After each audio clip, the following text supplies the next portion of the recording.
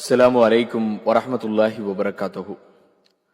நாம இன்னைக்கு உலகத்துல வாழக்கூடிய இந்த நேரத்துல அதிகமான கஷ்டங்களுக்கு மத்தியில தான் வாழ்ந்துகிட்டு இருக்கோம். அந்த கஷ்டங்களுக்கு ஏதாவது ஒரு மருந்து கிடைச்சிருமா அப்படின்னு நம்ம யோசனை பண்ணியே தூங்கிக்கிட்டு இருக்கோம். ஆனா அல்லாஹ்வுடைய தூதர் அதற்கான மருந்தையும் நமக்கு கொடுத்திருக்காங்க. என்ன மருந்து? அபுதாவுது என்கின்ற நபிமொழி தொகுப்பில் 1319வது ஹதீஸாகவும், அஹமத் என்கின்ற நபிமொழி தொகுப்பிலே 23299வது ஹதீஸாகவும், நபிகள் நாயகம் ஸல்லல்லாஹு அலைஹி வஸல்லம் அவர்களுக்கு ஏதாவது ஒரு காரியம் கஷ்டத்தை ஏற்படுத்தினால் தொழுகையின் பக்கம் விரைவார்கள்.